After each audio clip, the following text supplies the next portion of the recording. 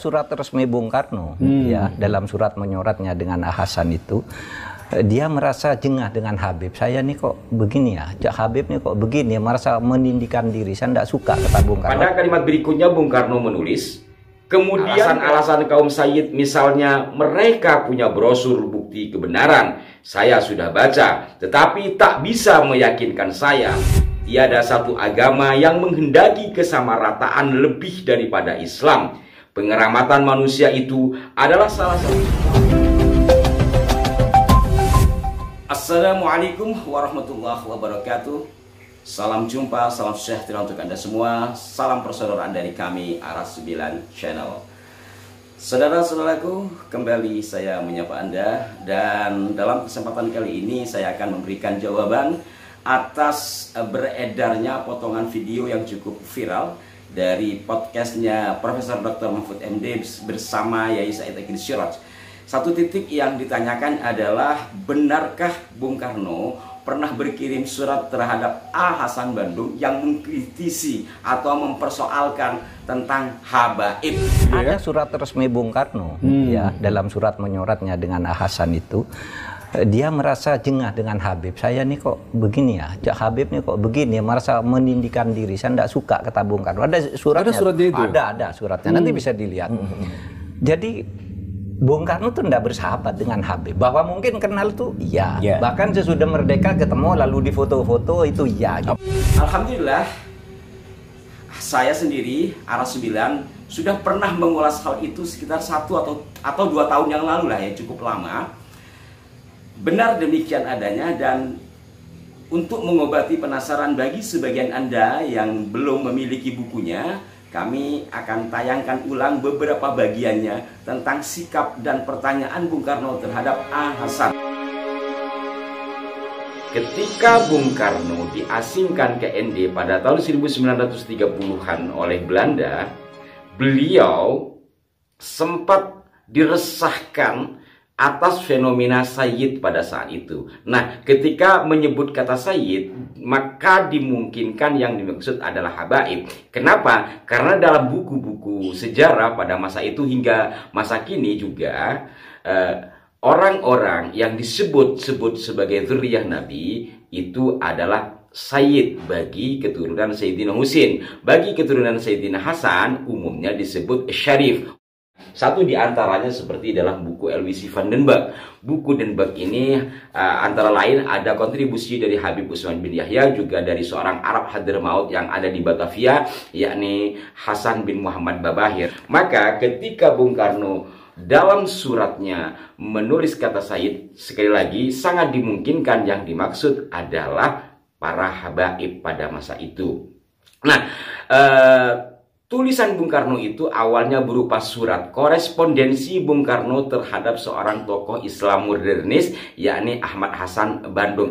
Penyebutan kata Hasan Bandung ini saya mengikuti tulisan-tulisan yang umum. Beliau bukan asli Bandung, tapi beliau tinggal di Bandung. Berasal dari Singapura, kemudian tinggal di Surabaya, kemudian ke Bandung, kemudian ke Bangil ya. Dan beliau menjadi petinggi di Organisasi Persatuan Islam atau Persis. Hasil korespondensi Bung Karno dengan Kiai Ahmad Hasan ini kemudian dibukukan dengan judul Surat-Surat Islam dari ND, tulisnya ND ya, ND istilah sekarang, satu daerah di Flores, Nusa Tenggara Timur, di mana pada tahun 1934 Bung Karno diasingkan ke sana selama 4 tahun. Selain terangkum dalam buku Surat-Surat Islam dari ND, korespondensi Bung Karno dengan Kiai Ahmad Hasan ini juga dimasukkan dalam buku Bung Karno yang sangat besar, yaitu buku Di Bawah Bendera Revolusi, juga dalam buku Solihin Salam, dan belakangan ini juga dimuat di beberapa situs media online. Saya langsung bacakan surat Bung Karno dari ND. Assalamualaikum. Jikalau saudara-saudara memperkenankan saya, minta saudara mengasih hadiah kepada saya buku-buku yang tersebut di bawah ini. 1. Pengajaran sholat. 1. Utusan Wahabi. 1. Al-Mukhtar. 1. Debat Talqin. 1. Burhan Komplit. 1. Al-Jawahir. Luar biasa permintaan Bung Karno. Nampaknya pada saat itu beliau sedang benar-benar mendalami Islam ya. Pada kalimat berikutnya Bung Karno menulis, kemudian daripada itu, jika saudara-saudara ada sedia, saya minta sebuah risalah yang membicarakan soal Sayyid. Ini buat saya bandingkan dengan alasan-alasan saya sendiri tentang hal ini. Walaupun Islam zaman sekarang menghadapi soal-soal yang beribu-ribu kali lebih besar dan lebih sulit daripada soal Sayyid itu, maka toh menurut keyakinan saya, salah satu kecelaan Islam zaman sekarang ini ialah pengeramatan manusia yang menghampiri kemusyrikan itu. Alasan-alasan kaum Sayyid misalnya mereka punya brosur bukti kebenaran. Saya sudah baca, tetapi tak bisa meyakinkan saya. Tersesatlah orang yang mengira bahwa Islam mengenal suatu aristokrasi Islam. Tiada satu agama yang menghendaki kesamarataan lebih daripada Islam. Pengeramatan manusia itu adalah salah satu sebab yang mematahkan jiwanya suatu agama dan umat. Oleh karena pengeramatan manusia itu melanggar tauhid. Kalau tauhid rapuh, datanglah kebencanaan. Sebelum dan sesudahnya, terima itu buku-buku yang saya tunggu-tunggu benar. Saya mengucapkan beribu-ribu terima kasih. Wassalam, Soekarno. Surat ini ditulis oleh Bung Karno pada tanggal 1 Desember 1934. Nah, para pemirsa sekalian, menyimak dari apa yang disampaikan oleh Bung Karno dalam suratnya itu. Pertama, fenomena pengkeramatan atau mungkin lebih tepatnya pengkultusan, karena menurut Bung Karno sudah menghampiri kepada kemusyrikan pada saat itu ya sedang marak. Mungkin juga sama kayak sekarang ya. Sehingga menurut Bung Karno itu yang dapat mematahkan dari ruh Islam sendiri. Karena apa? Bung Karno menyadari bahwa memang Islam datang ini untuk kesamarataan. Seperti yang sering disampaikan bahwa semua manusia itu sama, yang membedakan adalah takwanya.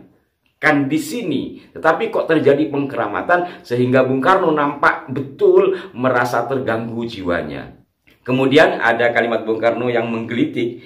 Alasan-alasan kaum Sayyid misalnya, mereka punya brosur bukti kebenaran, saya sudah baca, tetapi tak bisa meyakinkan saya. Mungkin yang dimaksud catatan nasab atau hadis-hadis tentang pemuliaan terhadap Ahlul Bait, yang umumnya ketika bicara Ahlul Bait kemudian disetrek langsung kepada Habib. Kan begitu umum yang terjadi pada masa ini ya dalam ceramah-ceramah yang sudah umum kita dengar itu. Tetapi Bung Karno malah mengatakan, saya sudah baca tetapi tak bisa meyakinkan saya.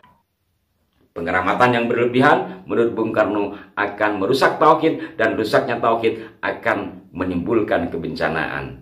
Memang apa yang disampaikan oleh Bung Karno adalah pendapat pribadi, tetapi ini bagian dari peristiwa yang dipotret oleh seorang Soekarno, di mana seorang Soekarno ini kan ditakuti oleh Belanda kasarnya, sehingga beliau dibuang ke ND, ke Indonesia bagian belahan timur sana. Seorang Soekarno yang seperti itu merasa terganggu jiwanya.